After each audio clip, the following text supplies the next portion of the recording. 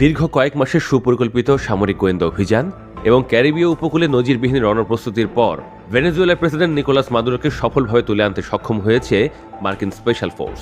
Trump প্রশাসনের এই দুঃসাহসিক কমান্ডো অভিযানের সাফল্যকে ওয়াশিংটনের জন্য একটি বিশাল ভূরাজনৈতিক বিজয় হিসেবে দেখা হচ্ছে। বর্তমানে মাদুরোকে কড়া নিরাপত্তা নিউ ইয়র্কে নিয়ে আসা হয়েছে, যেখানে তার বিরুদ্ধে মাদক পাচার ও স্বৈর শাসনের অভিযোগে বিচার প্রক্রিয়া শুরু করেছে মার্কিন আদালত।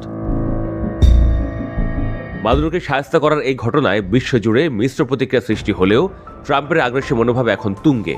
সামরিক বিশ্লেষকদের মতে, ভেনেজুয়েলার সফল হওয়ার পর ট্রাম্পের পরবর্তী প্রধান লক্ষ্য হতে পারে চিরপ্রতিদ্বন্দ্বী ইরান।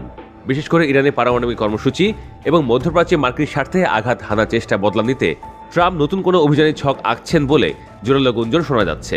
মাদুরোর পতন কি তবে ইরানের জন্য একটি সতর্কবার্তা? এই প্রশ্ন এখন বিশ্ব রাজনীতির কেন্দ্রবিন্দুতে।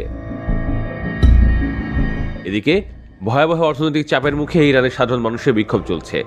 এই বিক্ষোভে গুলি চালানো হলে ইরানে হামলা চালানোর হুমকি দিয়েছেন মার্কিন প্রেসিডেন্ট ডোনাল্ড ট্রাম্প। এর মধ্যে ট্রাম্পের সাম্প্রতিক একটি ছবি ইরান যুক্তরাষ্ট্র সম্পর্কে উত্তেজনা আরও তীব্র করেছে। সিনেটর লিন্ডসে গ্রাহামের এক্স অ্যাকাউন্টে প্রকাশিত ছবিটিতে ট্রাম্পকে এয়ারফোর্স ওয়ানে বসে মেক ইরান গ্রেট এগেইন লেখা একটি ক্যাপ হাতে হাসতে দেখা গেছে। ছবিটি ভাইরাল হওয়ার পর বিশ্লেষকরা আশঙ্কা করছেন যে ট্রাম্প আবারও ইরানের উপর চাপ সৃষ্টি করতে পারেন। একই সময়ে ইসরায়েলের পক্ষ থেকে ইরানে নতুন করে হামলার ছক আঁকার খবরে পরিস্থিতি আরও দাউ দাউ করে জ্বলে উঠেছে। যুক্তরাষ্ট্র ও ইসরায়েল থেকে ক্রমাগত হুমকি আসতে থাকায় ইরানের রাজনৈতিক ও সামরিক নেতারা তাদের ধৈর্যের শেষ সীমায় পৌঁছে গেছেন বলে জানিয়েছে তেহরান টাইমস।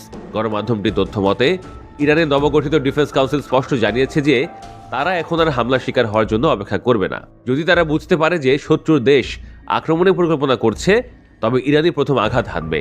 বিবৃতিতে বলা হয়েছে, শত্রুর হুমকি দৃশ্যমান আলামত পেলেই যুদ্ধের আলামত হিসেবে গণ্য করে ব্যবস্থা নেবে ইরান।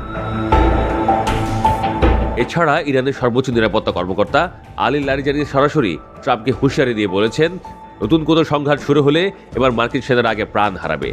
অতীতে ইরান ইচ্ছা করেই মার্কিন সেনাদের জীবন বাঁচিয়ে হামলার জায়গা নির্বাচন করত, যাতে সাধারণ সেনাদের রাজনীতির বলি হতে না হয়, তেহরান টাইমস বলছে।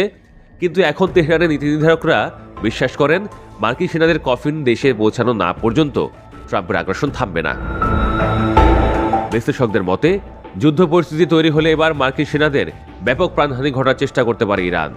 পাশাপাশি হরমুজ প্রণালী বন্ধ করে দিয়ে বিশ্বজুড়ে তেলের দাম ও মূল্যস্ফীতি ভয়াবহভাবে ঊর্ধ্বগতির দিকে ঠেলে দিতে পারে তারা, যা শেষ পর্যন্ত যুক্তরাষ্ট্রের অভ্যন্তরীণ রাজনীতিতেই বড় সংকট তৈরি করবে। যুদ্ধ পরিস্থিতি তৈরি হলে ইরান এই সমস্ত পদক্ষেপের মাধ্যমে যুক্তরাষ্ট্রকে জব্দ করার চেষ্টা করতে পারে বলেও মনে করছেন বিশ্লেষকরা।